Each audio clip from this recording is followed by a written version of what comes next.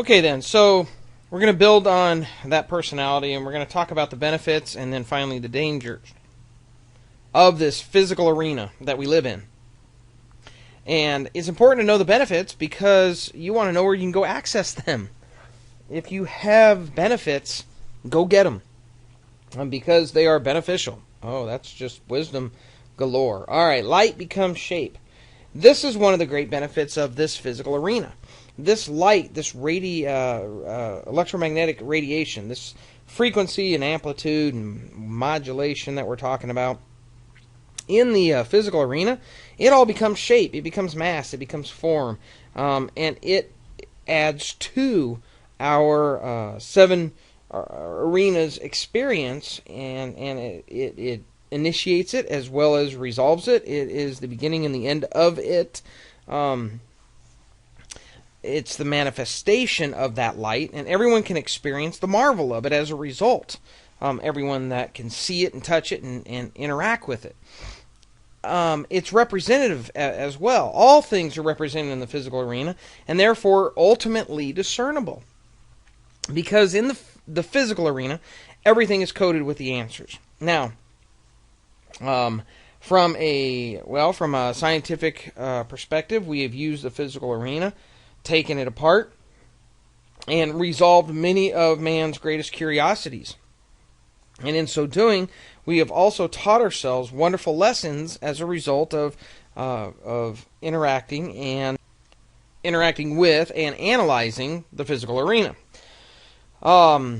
Because it's coded with those answers, and those answers are ultimately discernible, and that is what we try to do with everything from super colliders to sciences and biologies and different disciplines that allow us to pull it apart and analyze it and come up with those answers.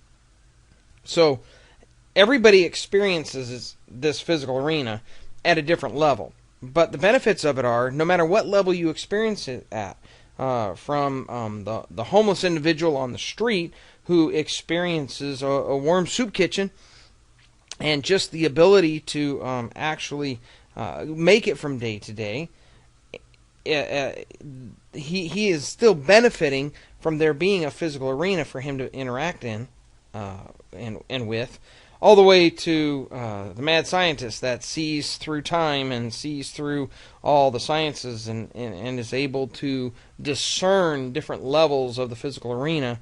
There's benefits to all of us, and those are two crazy extremes. That doesn't even need to be that. We all interact with this physical arena, and we can all marvel in it. We can all enjoy and appreciate different aspects of it. Another benefit of the physical arena is that it's discrete. Certain things can be hidden from our view, which until it's time for us to see them is a good thing. It is not necessarily a good thing for us to be able to see every aspect of the physical arena. In other words, this, and maybe I'm more referring to the subatomic aspects of the physical arena. It would not have been good for us to know the atom bomb in the 1800s. Maybe even think back to the first century when the world was in such turmoil, and during the Dark Ages, had the atom bomb been available to us, had we been able to see those things which were hidden from our view in that aspect, it would not have been healthy for us as a society. And many would argue that it never has been healthy, but certain things can be hidden from our view, and that discreteness is a benefit of that physical arena. We can also refer to it with very concrete facts and evidence. I mean, this is a benefit of our physical arena. There's not the physical arena is it's not as esoteric and intangible as some of the other arenas. Its very nature makes it evidential and concrete, and it provides us with a foundation for faith and hope and joy and peace and other aspects which we seek.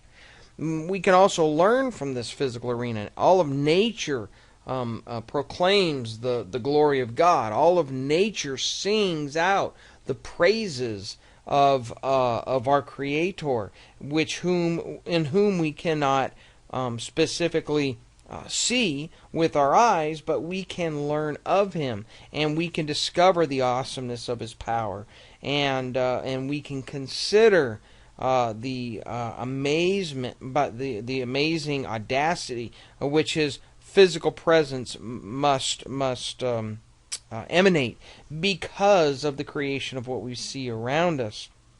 And so we're able to learn many things from the physical arena.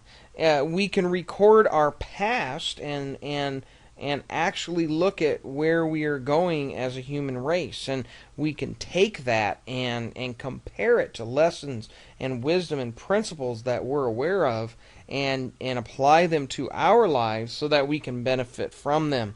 We can predict our future. You say, well, how do you predict the future? Well, no, I can't tell you the winning lottery numbers or who's going to win the next derby race, but we can predict that winter is coming, and therefore we get prepared for it. If we live in an area of much snow, we can predict the different cycles if we're, say, a farmer, and we know that when we plant a seed, at some point we're going to have to water it and tend to it.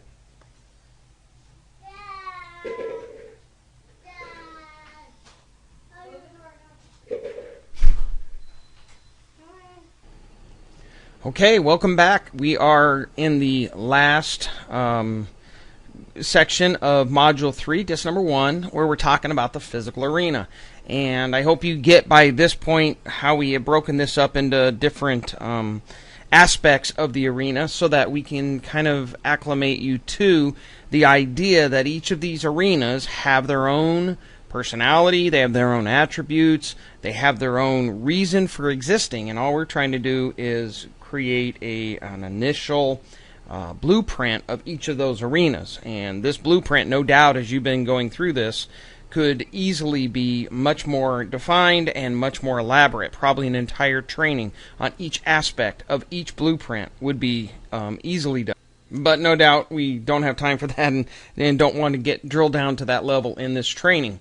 But nevertheless, I trust that you anticipate how we're setting this up. Now, all of those attributes and that personality, and again, the personality of the physical arena is something that you can develop in your own mind on a regular basis as you look around and recognize that your physical arena, which will be different than mine, at least at a very micro level, where you live, the community you live in, and the people that are interacting with you on a regular basis.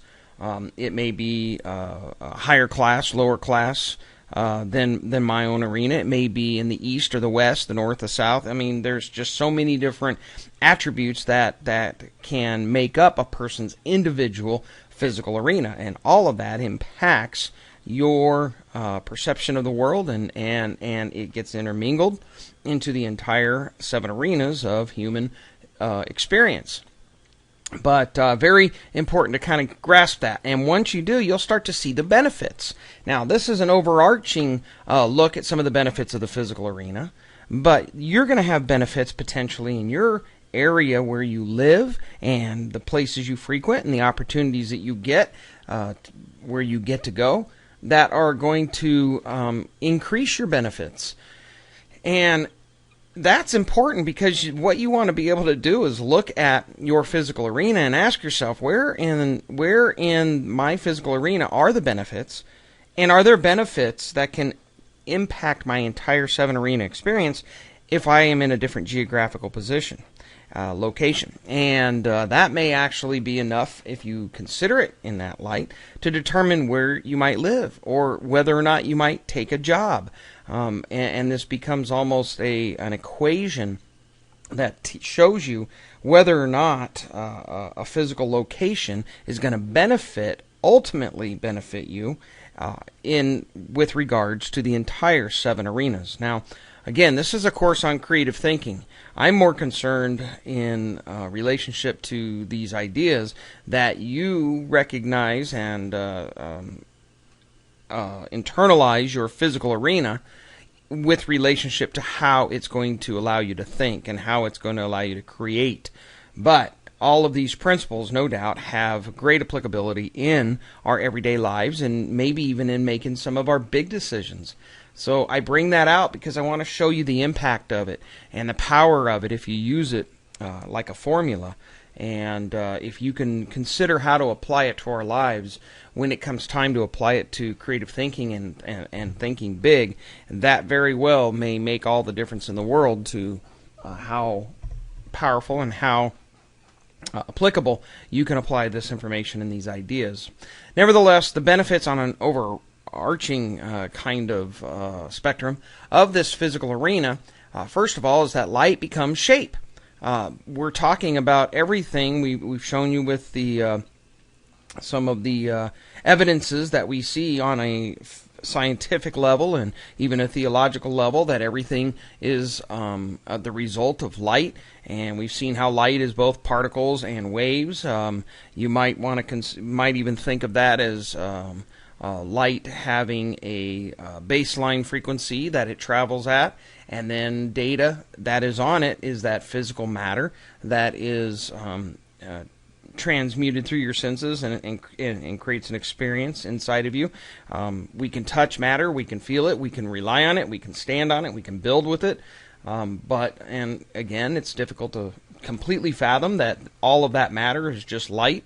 But if you want to think of it as light with data on it, and that data actually having concrete and physical characteristics that mutate into or represent themselves as atoms, and those atoms bound together are ultimately create a mass, depending on the type of atom, and we build up, if you will, our physical world from there. But the benefit of this physical arena is that light becomes shape. We actually can touch the light. We can see the manifestation of that light, however it is that it is actually taking place. And we can all experience it through the sense of sight and touch and hearing and smelling and all of our senses. And again, if any one of your senses are dimmed or dulled or less than sharp, then, or less than optimal, maybe say, then you are going to change your perception of the physical arena. Now, this can obviously be detrimental at times. A person with no sight could find it very difficult to get through life and to get the physical arena, get all the benefits from the physical arena. But we've also seen through some amazing individuals how someone with no sight just sharpens their other senses and actually are able to perceive a greater reality or a greater aspect of the physical arena. And we've also seen where someone is unable to interact with the physical arena and it is detrimental to them. I mean, dare say that someone who is unable to hear potentially has fallen into harm's way because they couldn't hear it coming. And or maybe someone who was unable to see had the gift of had an artistic ability, but without sight is not able to produce that art. Maybe they had their sight at one time, and then as they lost it, maybe somewhere along the lines, they that became a hindrance. But again, on the other hand, we've seen those who are artists and musicians without sight that have developed their ears so sharply that they're able to produce some beautiful sounds. Let me also say, though, applicable more so to you and I, that there are times when we literally want to dim our interaction with the physical arena in order to perceive some aspect of the physical arena in a different light, in a different view. A couple different ways this can happen. An artist who is wanting to find the dark and light shades in a scene that he or she is painting or drawing or laying out in some aspect will often dim their eyes simply by halfway, closing them and peering through the eyelashes and peering through the fuzz that comes about as a result of doing that. And quickly, all the fine lines and all the details and all the contours are softened, and all those heavy shapes and light shapes start to become much more obvious. And this is something that we will further discuss in the artistic aspect of the I Gestalt creative thinking strategy, because by doing this, oftentimes you can see things that are not there due to the detail. Because things can be hidden in details, and they can be quickly diffused or better dissected if we get the details out of the way. So there's an example of dimming your sight that you might be able to perceive better. The same may very well go for listening to a piece of music, and you want to filter out in a very simple way different aspects of the music. You want to hear the bass line, or you might want to hear the backbeat, or you might want to hear the melody, and you can literally cover your ears and adjust just exactly how much of your ear is covered, and you'll start to tune your ear in kind of like in an amphitheater type of style way, that you'll tune your ear in such a way that you can hear a particular aspect of the music a little better. And as I'm saying that, I'm doing this covering my own ears. Remember, as a kid, you used to pop your ears, and whatever sound was, especially when there was a consistent sound, it would go in and out, and that was always fun to do. That same basic concept. And as I close my ears, I always find that when I put my hands over my ears, I sound more in my head like a recording of myself than when I take them away. Meaning, when I put my hands over my ears and just talk, the result is the same way I sound doing that is how I sound when I hear myself on a recording. I can hear much of my Eastern accent come out, and I can hear some of the unwanted tones that we all discover when we hear ourselves on a recording by doing that. And literally, if you're speaking on a regular basis or whatever, you may actually do that just to find out what you sound like recorded. And I believe that's what other people necessarily perceive my voice to sound like in their own ears. And what happens there is that you could very carefully tune and tone your voice, and you may discover that, hey, if I can drop my voice half an octave or half a step, I may be able to have a much more appealing sound to my voice. And therefore, once I get done recording, I'm going to run it through a filter on my computer, and I'm going to make that change. But how did I find that? I found it by closing up my ears a little bit. Another example of limiting some aspect of your physical arena that has viability and actually helps you is I have my built-in telescope. And often my wife used to think I was crazy when I did this, but then at some point we saw some other people do it, someone else. And when we did, then I was able to point to him and go, see, I'm not so nuts after all. This is a viable reality. But it's one of those things that I stumbled upon, and ever since then was very excited to do. And I'm not sure how I stumbled upon it, but it's the same concept of dimming your eyes, except that by doing this procedure, you're not making it fuzzy, and rather you're creating kind of a sharper lens in front of you. I wear glasses. I don't like to drive at night due to the lights being bright and that whole starburst effect, and I can't tell which lane a car is in. But I'm not completely blind by any means to where I need to wear glasses all the time. They are much more comfortable. I can see sharper. I can see road signs and things like that much better when I wear glasses. According to my license, I'm required to wear glasses when I drive. And I am much more comfortable and in command when I am wearing glasses. But I have a very light prescription, and it doesn't require an excessive amount of correction. To that end, there are times when something is far away, whether it be writing or an image or something, and I want to get a better look at it. And I think probably the first time I did this or had a notion to do this was when I was looking at the moon, and I find this really allows me to dial the moon in with a little more clarity, obviously without having a telescope or something handy. And all I do is I close my hand into a fist, and I put where my thumb and forefinger come together, I create a tunnel in my hand, and I put that up to my eye, and I close the other eye, and I slowly squeeze down on my pinky and the rest of my hand to where I create like a vortex, a bigger hole with my thumb and index finger, and then it goes all the way down to my pinky, and it creates just like a tunnel, and just like a telescope, and putting that up to my eye and looking through, and then I pinch the hole down to where it's almost closed. It's just a pinhole. But the result of me looking through that pinhole, and I can tighten my muscle to make it bigger or smaller, allows me to create some sort of a light diffusion, and I have by no means understand how this works, but it allows me to diffuse the light in such a way that it sharpens the image on the other side.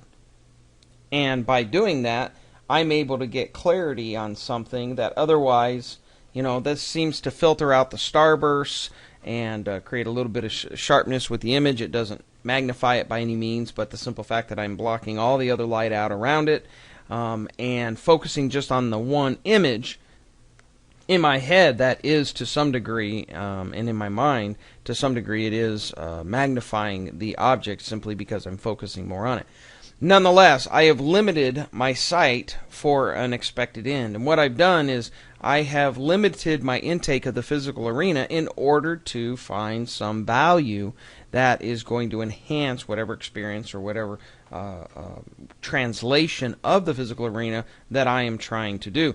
Oftentimes you will see artists, and I can't remember the master who came up with the device that did this first, but you'll recognize the ideas when you do like an L7 with your fingers and you create a frame and you look through that frame. You're doing the same thing. You're purposely limiting your physical arena in such a way that it benefits you to be able to balance your photo or your idea, things of that nature. And we do this on a regular basis. We limit our physical arena and focus it in a specific way in a specific place all the time.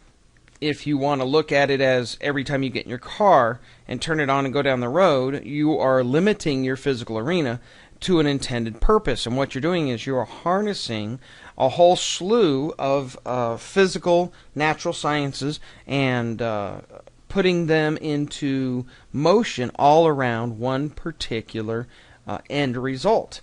And by doing that, you get down the road in a fashion and a style that is much more comfortable than riding a horse or walking in the summer heat or the winter cold.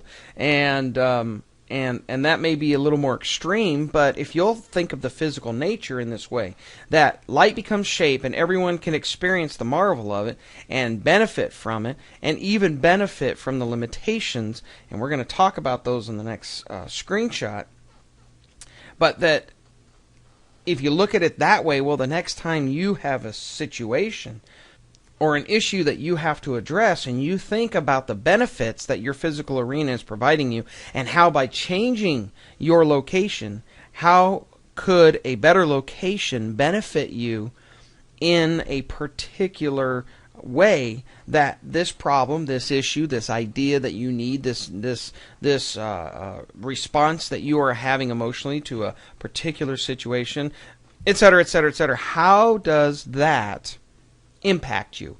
And if you can consider that, one of the things you can to almost immediately get relief or get clarity or help you focus or move you towards the result that you're looking for is to change your physical arena in relationship to that. And it also may mean limiting your physical arena in order that you can get to that point. And I know we discussed this pretty extensively in previous modules, so don't want to beat it to death, but I do want you to recognize that that's a fast way, an easy way. And if you consider yourself, I mean, right now I'm recording this training in a place where I find it most optimal. You may say, well, you should be in a studio with people controlling the soundboard and all of those things. And to be honest, I would be much more nervous, much less I'd be more inhibited and concerned with so many of the other technical aspects of recording, as well as people looking on and listening, and I couldn't sit here and say all the things that I say if I was in that environment. And in reality, even in my own home, I know the place that I can sit or stand and record and be most comfortable and most at home. And there are different aspects to each recording that actually cause me to move around and sit in other places throughout my home because of the energy that each of those places provides, and because of the seclusion and some other aspects of the home. So now that we see light becomes shape, and that anyone can experience the marvel of it, and anyone can utilize that light energy in any way that they necessarily can, and they can bring the frequencies necessary to their situation into their seven arena experience, and literally control the very beginning of all this experience simply by figuring out where they want to be physically. And then we see that another benefit of the physical arena then is that it's representative. I mean, everything is represented in the physical arena. And by being represented in the physical arena, it's ultimately discernible. The physical arena is coded with all of the answers.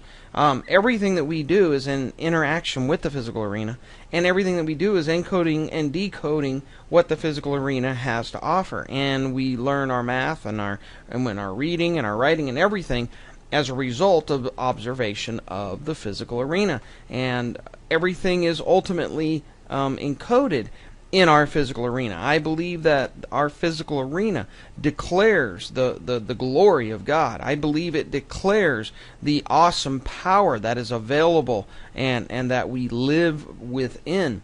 The first time we saw the atomic bomb on a full scale for everyone to behold, we were in shock and awe over the fact that atomic bomb that we could pack that much power into a single explosion and have it focused in one single place, and it probably changed the dynamic. That physical arena change, as it impacted each person, changed the dynamic of what the human potential really is.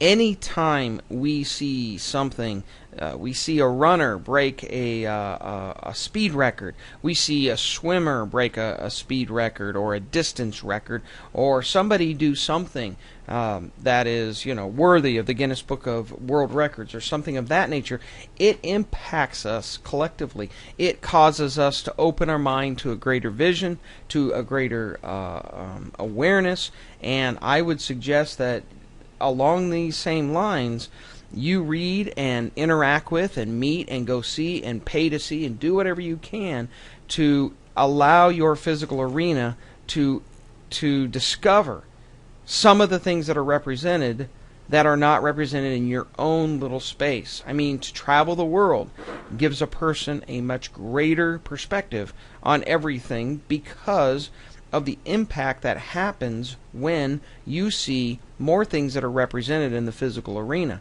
more beauty, to go to places that are just uncanny in their representation of the beauty of this world, to be a storm chaser and end up in the eye of a hurricane. I've got great video of me cruising through a dust storm, and I'll put that video I'll put a clip from that video here in this training and let you see what it looked like when I entered that dust storm.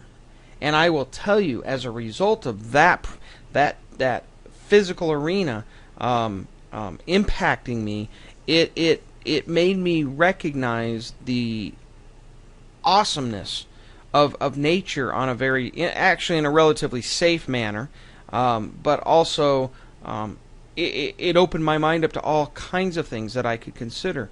And anytime I see a movie where there's a dust storm or a wall of dirt or a wall of anything of that nature, I can physically relate to how big this thing was. And I can, to some degree, even say, well, what if that wall had been water? And I've been in the ocean and things of that nature. I could put all those together, those ideas, and I would benefit from the physical arena giving me an idea of power that I can't get any other way, giving me an idea of calamity that I could not get any other way. Actually, I went and fetched the video, so let's just take a look at this. This is heading back from the other side of Phoenix, and I'm driving my little pickup truck, and I was doing a delivery of some things that I had sold on Craigslist, and look at the size of this mountain of dust that is before me, and you very well may have seen some of these type of videos on YouTube. A lot of people post the Arizona dust storms. And I want you to see, I'm about ready to drive into this thing. It's like a wall, and you can see by the size of it compared to the overpass and the cars that are coming through it that it's overwhelming. Now, sometimes, problems in our lives appear just like this great big wall of what appears to be nothing but a solid mass. I've been in Arizona dust storms before. Totally parallel to this thing. I'm relatively, I wasn't parallel, I was perpendicular, to show you how well I was thinking back in my grammar I have a trailer by the time I get home. And I was pulling a little flatbed trailer as well. I was somewhat concerned that it might blow over. Here we go. But when I look at something like this and I think of the problems in my life that I face, they look like this as I approach them, no doubt. But you're going to notice that as I enter the storm, there is a moment of shock and awe where you're just suddenly, it's daylight, and then it becomes dark to some degree. You really needed your lights on at that point. But it wasn't so overwhelming that I couldn't handle it, and I couldn't manage it. It just had to be taken slower. It had to be taken bit by bit, piece by piece. And here my physical arena is out. It's abruptly changing.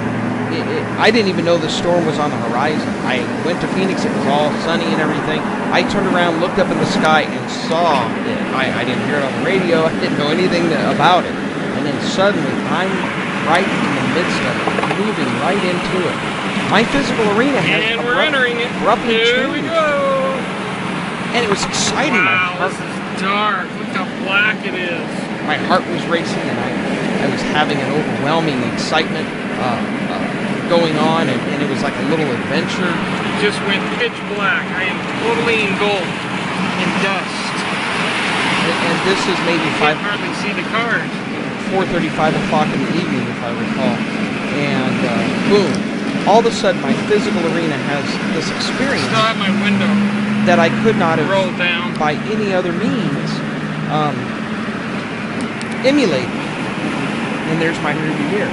And by doing this and going there, I found it a great privilege, which we often need to look at the trials and tribulations of our life in just that same kind of perspective. We ought to say that, wow, we're having an opportunity to have our senses significantly impacted, and the result should be. Right now. And wasn't this fun? It says on the sign. Billboard.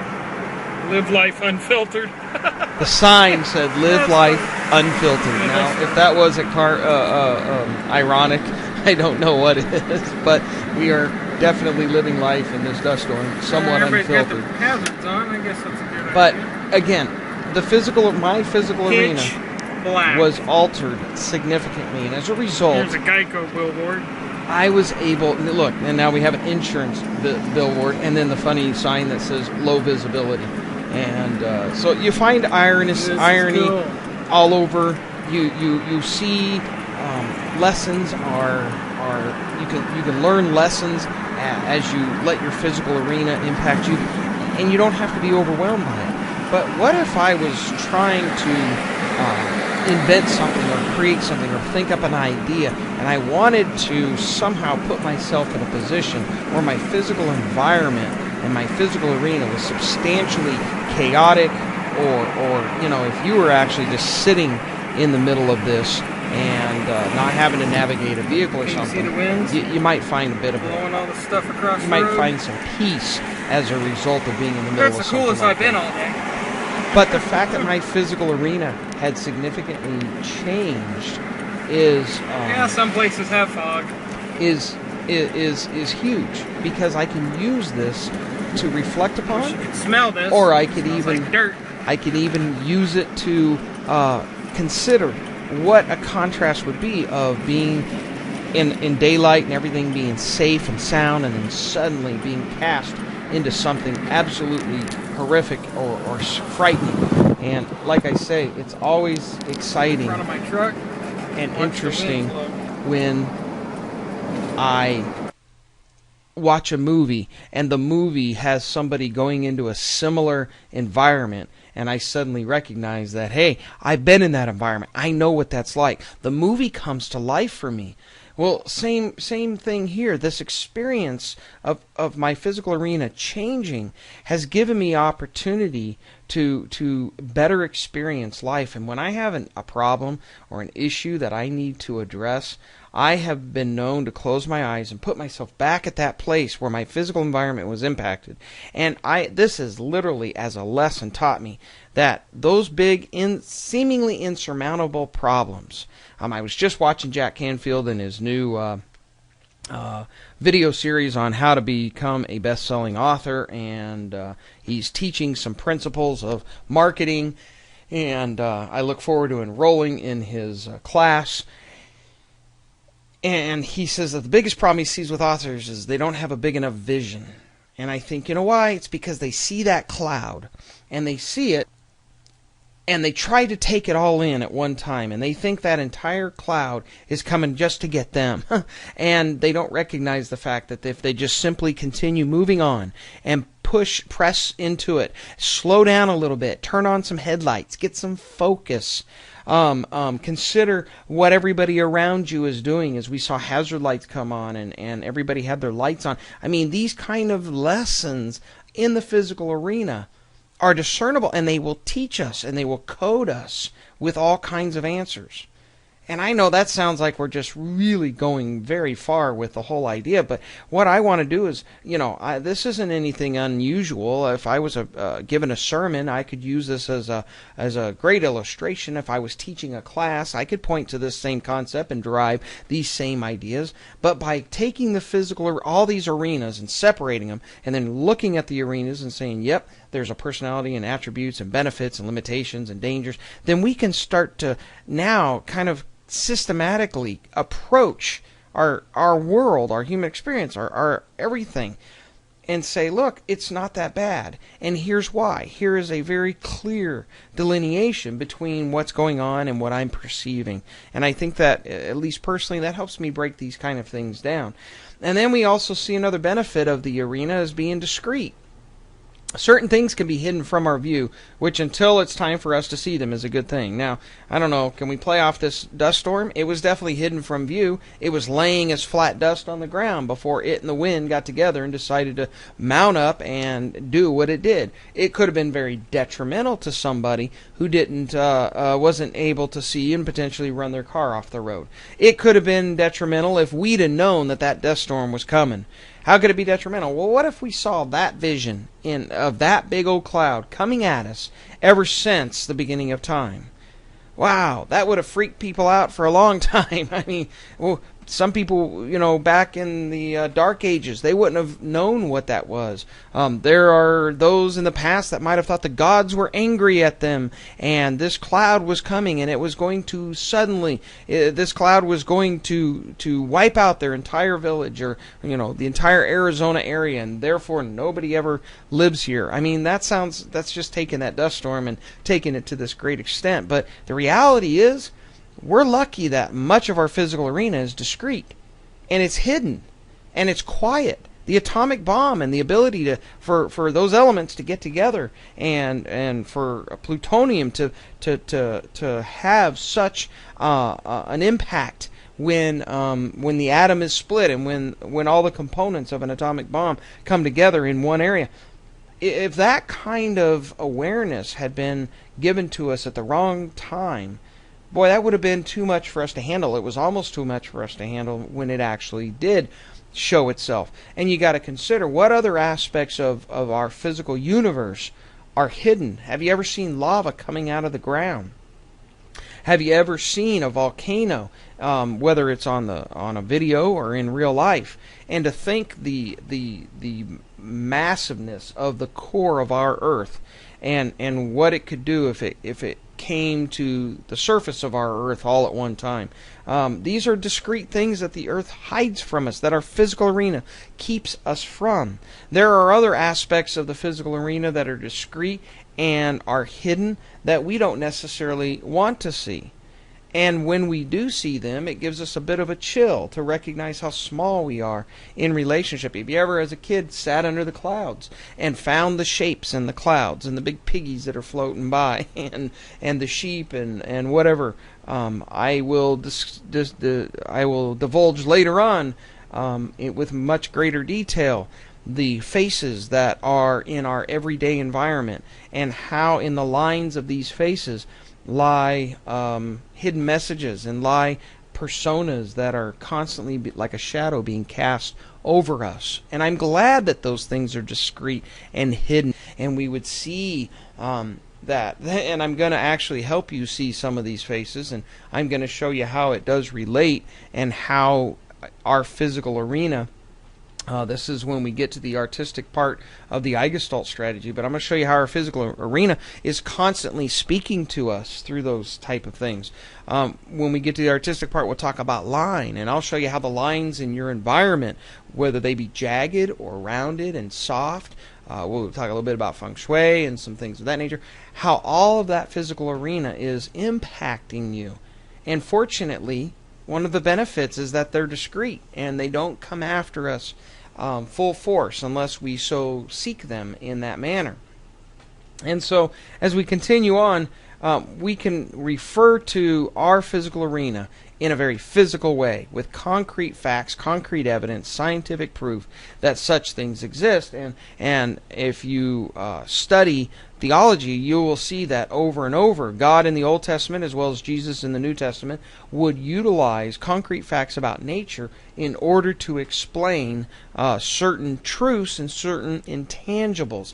Again, if you read the book of Job, and I think it's the 73 questions he asked God, God uses everything from Leviathan to springs that are under the ocean's floor, to night and day and creation and all kinds of aspects of nature to convince Joe of who he is. And in the New Testament, Jesus was constantly teaching with metaphors, talking about corn, talking about sheep, talking about trees, and utilizing the physical arena in order to take those concrete facts that we already recognize and believe. I mean, even all the way into Genesis, it was a tree of good and evil. It was a garden of Eden, and God had Adam immediately, even before he gave him Eve, put hands on the animals and interact with them by naming them. And so there's an incredible code in our physical arena that we can learn from and that we can digest unseen truths out of, and we have been doing it for centuries.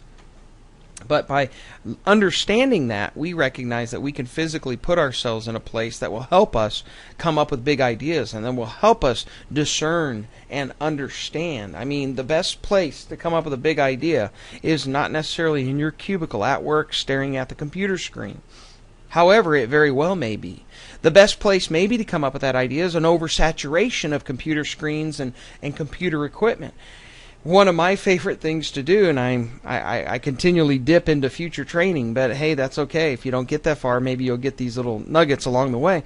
One of my favorite ways to create, if I'm creating a training or a game, or I'm looking for a new prop to sell with or to merchandise something with, or if I'm looking for a way to present or represent something, what I do is I go to a Staples or an Office Max or some sort of office store.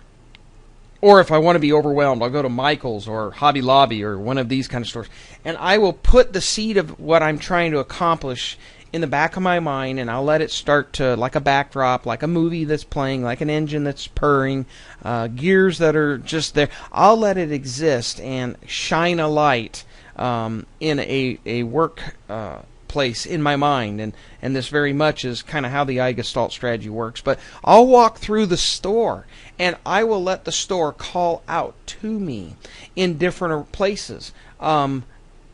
I'll go down an aisle that has stickers and then go down another aisle that's full of candles, and I will let all my senses open up. I will smell the store. I will look at the bright colors and the shapely figures of I'm thinking right now of the little stickers that are puffy. and or the wood dowels and all the shapes that get cut out of them, and I'll go and touch, and I'll get a complete excitation of this physical arena inside one of these stores, and I'll read the backs of the I'll read the information that's on the plastic. Sometimes I'll look up on my iPhone, I'll look up different videos about a product, and I will just let all of this information, sometimes I'll go down aisles that don't even matter. I'll look at plants, I'll look at doorknobs, I'll look at I always am excited when I look at the knobs that you can buy to put on dresser drawers and stuff of that nature. They're always got all kinds of different ideas embedded in them. And I'll look at raw materials, and I'll look at finished products, and I'll look at things that need to be assembled and things that don't. I'll look at things that have, maybe it's just the styrofoam aisle where it's just all these different white styrofoam shapes. And all of these ideas will start to they'll start to teach me, and before you know it, I'll come up with something that I never, ever, ever would have come up with had I not changed my physical environment and put myself in a place of saturation. And so you've got an engineer trying to come up with a new product, or trying to figure out a problem, or whatever the case may be, and it very well may make sense to change the physical aspects of the physical arena, and let the physical arena teach you, and let it talk to you. And as we'll learn later, let the physical arena build up rods of knowledge that otherwise are not going to exist in your spectrum of thought during this process of trying to solve your problem.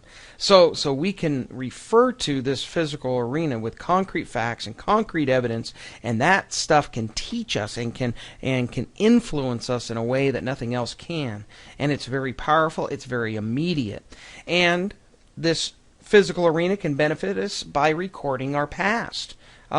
We can hang on to buildings, and I happen to be friends with one of the members of friends, and I work with him and work for him, and he went to Tunisia and rebuilt he was part of the team that rebuilt the Lars homestead.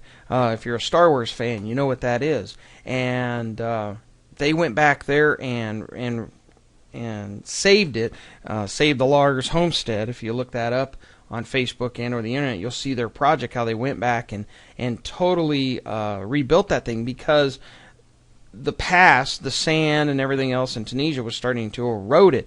But it was an object of a very pop cultural phenomena type of movie, Star Wars.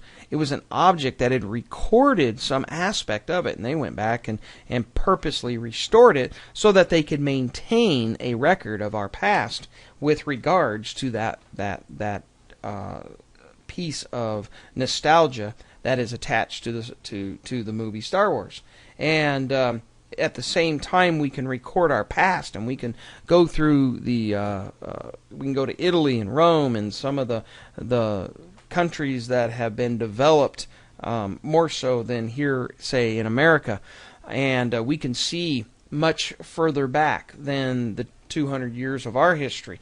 We can see hundreds, if not thousands, of years ago structures that help us record and understand where we came from. But at the same time, we can predict our future and look forward. We can reflect off the past and look into the future and get a lot of good ideas of what we are going to do on many levels. If you want to live in a nice A-frame home out in the woods, one way you can start moving towards that is drive into the woods somewhere representative of how you want to live, and find an A-frame house and look at it and experience and walk by it and meet the owner and find out what it took to build it, and find out the good and the bad, and do research on it, and all these things. And you are starting to predict your own future by doing that. And we know by the law of attraction, and we know by some other aspects of research, that when we do this visualization, we are starting to move, and we are moving our subconscious and opening up awarenesses that allow us to take it in and recognize that this is what we want. And now every time we open up a magazine or a book and there's an A-frame, we pay a little more attention to it. All right, so this kind of allows us to abound in the moment. I mean, if you can see our past, you can predict the future to some degree, and you can start to visualize and create this sensation that you know where you're headed and what you're moving towards, and you're just going to have to get past all the obstacles to get there, then you can start to abound in the moment. The physical arena gives you that power and that ability. Another aspect that we benefit from in the way our physical arena is situated is that it's perfectly suited to our central arena. I mean, we're not smelling sights and hearing smells and things aren't all mixed up. When we see something and interpret it, it's congruent. The earth doesn't, when we look at it, it doesn't keep changing shape because, some sort of sense within us doesn't process the light like it should. It's perfectly suited. And I'm just coming up with ways to to mess it all up. But maybe if you were to introduce a drug into your body, that might be a representation of how suddenly your senses are not perfectly suited to your physical arena. But no senses go unstirred, no element in the physical arena can't be experienced. You're able to fully interact with this physical arena. You're able to touch it and hold it and utilize its power, utilize its attributes, the weight of an object, the size of an object, the color. All of these things are given to us as benefits of that physical arena, and therefore it nurtures us. It nurtures us physically and mentally and spiritually, because communicating to us is our physical arena, and strengthening us and helping us understand and gain wisdom. All of these things give us a great nurturing, and so that's a wonderful benefit. And once again, if your physical arena is not nurturing you, you need to consider changing your physical arena or changing the location that you're in with relationship to the physical arena. If you are out of shape, the fastest way to start getting in shape is to start by changing your physical arena. I don't mean by starting to do push-ups and starting to do physical exercise. I'm talking about putting yourself around other people and other things that are influencing you from the physical arena to be healthy. I cycle. I could be in the greatest shape of my life and 6 months later be on my deathbed because I've gained weight, I've picked up bad habits, I've changed my diet, I've stopped working out or something of that nature. And it's an easy slide to go down, and sometimes I go down it on purpose for one reason or another. My life just changes direction possibly, but I know how to get back to a physical health pretty quick. And one of the ways I do it is I simply put myself in a more physically healthy arena, and that starts to change my entire 7-arena experience. And before you know it, I am manifesting a physically healthy lifestyle. Say, how do you do that? I'll purposely go into a grocery store and hang out in the vegetable area for a while, and I'll read the labels on all the healthy food. I'll go to a health food store. I'll go to a GNC. I'll go to places that have a health-centered idea.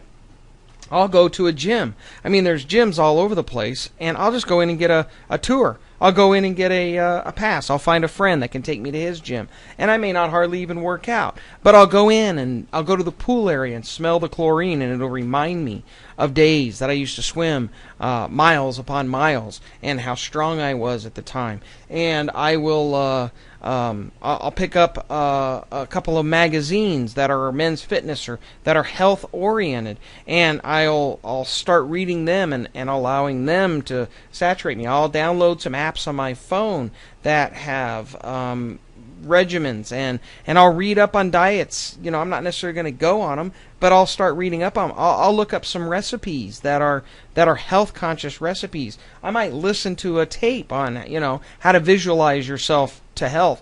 I'll do things that have nothing to do with me changing my habits, but by saturating this falls into saturation. But by saturating myself with a new physical environment in that physical arena, I will start to subconsciously change my focus, and before you know it, I'm sitting down to dinner wanting a chicken salad or a salad with some croutons or whatever, as opposed to wanting a baked potato and some macaroni and some chicken, Kentucky Fried Chicken type of chicken, or a steak, or things that may not necessarily contribute to my health. I won't eat those kind of fast food oriented items, because I have subconsciously changed my desires, and they have been as a result of putting myself in a physical arena, a different place. And if you go to the gym every day and never work out, you're going to little by little have a desire build up in you to work out. And if you always go to the health food store and you always are around people that are juicing and eating good, juicing, by the way, is not sticking needles in your arm with steroids.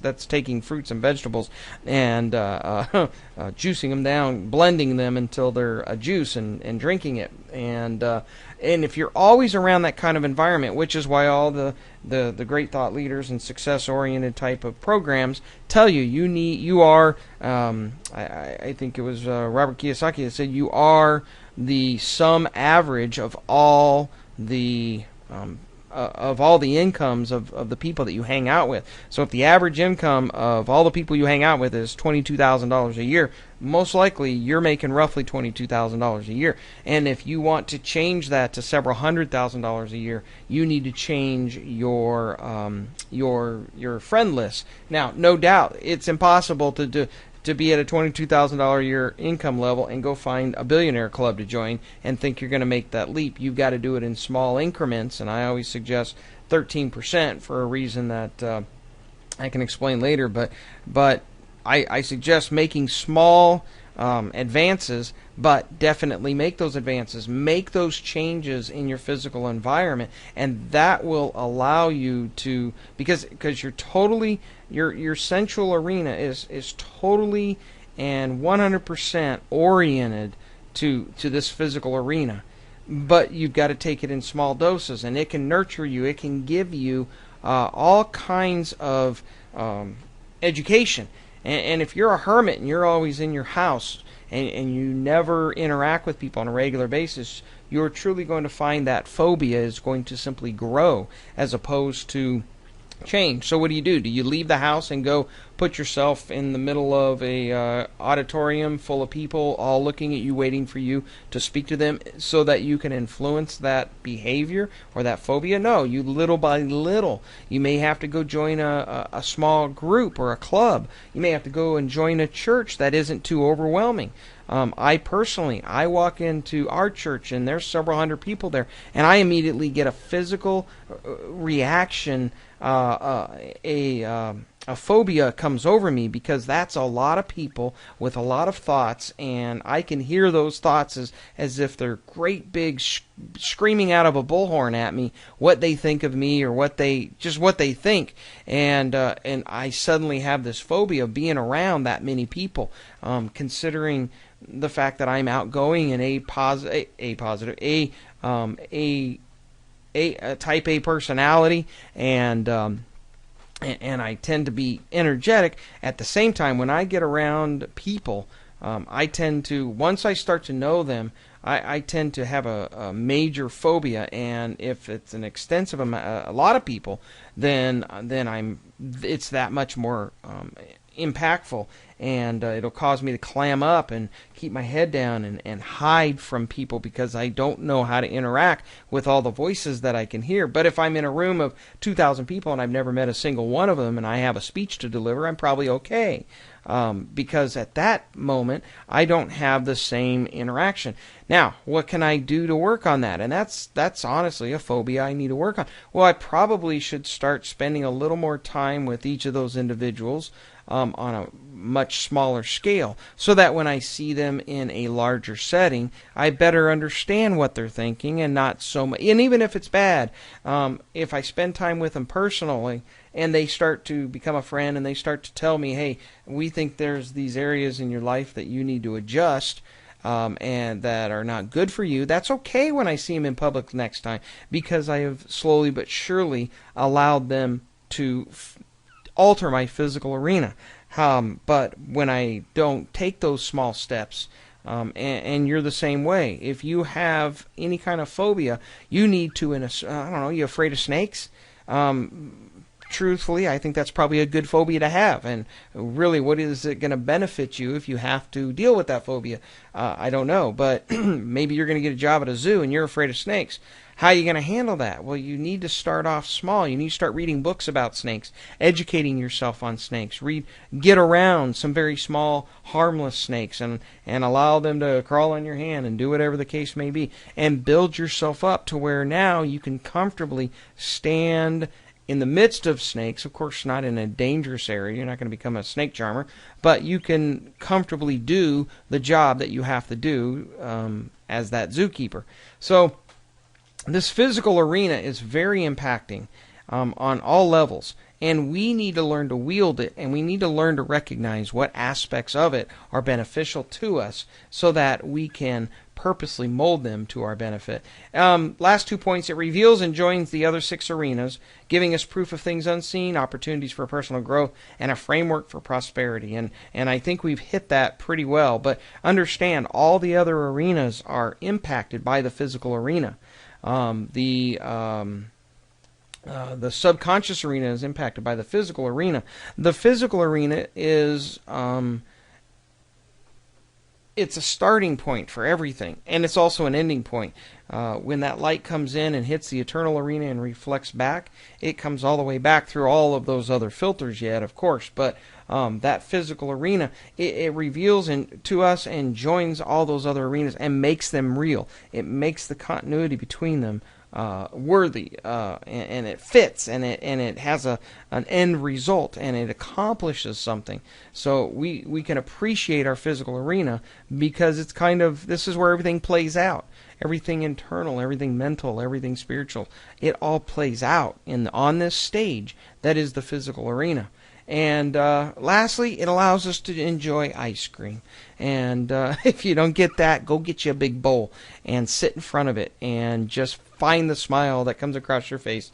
There is no greater reward that my kids can work for than a bowl of ice cream. Actually, there is, and that's ice cream on a cone. They love the sugar cone, and they like putting sprinkles on it or whatever. But this physical arena gives us such joy and such feedback and such repercussion, and oftentimes we don't look at it in that light. We don't see the value of nature and the beauty of the cycle that goes on between the seasons and between dropping a seed in the ground and the rain that nurtures it, the sunlight that fortifies it, and the root system spreads out and the plant pops up, and then it gives us oxygen and maybe lumber to build a house. I mean, we just don't appreciate the amazing physical arena that we have to interact with.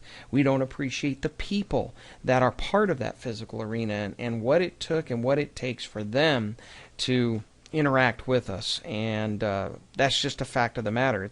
It's how we are wired. And I think it's important for us to stop and recognize and dwell upon our physical arena every now and then, just to get a sense of how amazing it is and how wonderful it is and how much it contributes to our well-being. And then as a result, be willing to take care of our physical arena. God gave Adam He gave him the garden and said, I need you to dress it and keep it. And he gave him dominion over everything that he might be able to give back to that physical arena, so that the physical arena could continue to serve him. And we, in this day and age of carcinogenics and holes in our ozone because of the different gases that we emit and all the issues that we're having in global warming and wherever you fall on that debate, the point is we have done much to distress our world, and what we need to do is reclaim that physical arena, because it's a nurturing arena. I tell you what, as a kid, I'd go fishing in lakes and ponds and catch catfish and bluegill and bass, and I had a great time fishing. And nowadays, I don't even enjoy fishing because it's such a laborious chore to hunt down a single fish. And I think I've been fishing 6 or 8 times this year and haven't even gotten a bite. And you say, what's that got to do with anything? It's got to do with the fact that we've depleted our waters, we've filled them with chemicals, we've suppressed the fish with our motor vehicles. And I love skiing too, so I'm a culprit. Water skiing and wakeboarding. But we have suppressed that natural resource to a point now where if we had to rely on those fish for food, what would we do? And it makes you wonder and how often an animal or a species goes extinct because of the lack of perseverance by which we have been diligent to take care of the physical arena. So that is an admonishment, obviously, for us to do our part to make sure that we do take care of this big blue ball, that we can continue to enjoy the ice cream. So that leads us into the dangers of the physical arena. Just like the arena has opportunity and limitations, it's got benefits and it's also got dangers. And we will make this quick. The physical arena is extreme. That's probably one of the biggest aspects of the physical arena that we need to recognize. It's potent and it's deadly. It's dense and it's complicated. It's very corrupt and cursed. It doesn't, when you're out on the ocean and the sea swells to 40-foot waves and your boat's being tossed, you'll recognize the potency and the deadliness of our physical arena. When lava takes over a town from a volcano, you will recognize the corruption and the cursedness of the way our physical arena interacts with us. When a storm, a tornado, or a tsunami overcome a town and destroy innocent lives, you'll see that this physical arena is home to evil, and it's brash, and it's very unforgiving. When you see the oceans erode somebody's house that's living by the beach and the land starts to fall in, you'll see the manipulation and the unpredictability of nature. You'll see the power of nature as hail the size of golf balls and hailstones fall in certain regions of the world and tear up a landscape. And you'll see a river unexpectedly rise and flood out of town, and the deception of this physical arena that we think we can predict, and suddenly it takes a sudden turn. And much of that is in the natural response that the earth has with itself. It's dirty. We live in Arizona. I showed you the dust storm. No doubt this physical arena is filled with dirt. And you can think of many other dangers. You can think of the power that gravity has and the dangers that are associated with it. And no doubt, of all the wonderful things the physical arena offers us, it also offers us a contrasting danger in many of those areas. And you say, well, that's obvious. But we need to recognize that there are dangers in each of these arenas so that we can see where the limitations are, so that we can see what we need to guard against as we go wielding and utilizing. Hey, it may make sense. I may be trying to come up with an idea where throwing myself out of an airplane is going to perpetuate a great gestalt. It's really going to give me a good idea. But if I decide to do that without a parachute, my idea is going to die the moment I hit the earth, because I myself am going to die, and that's an extreme thing. But you also need to recognize that the physical arena itself has dangerous aspects. And when I say that it's extreme and deadly and brash and unforgiving, I am talking much about nature, but I'm also talking about just the arena itself. Where you put yourself and what you allow to influence your other 6 arenas can suddenly become a very detrimental part of your life. A smoker became a smoker because their physical arena was exposed to smoking, and it became manipulative in their life and powerful and deceptive. Many a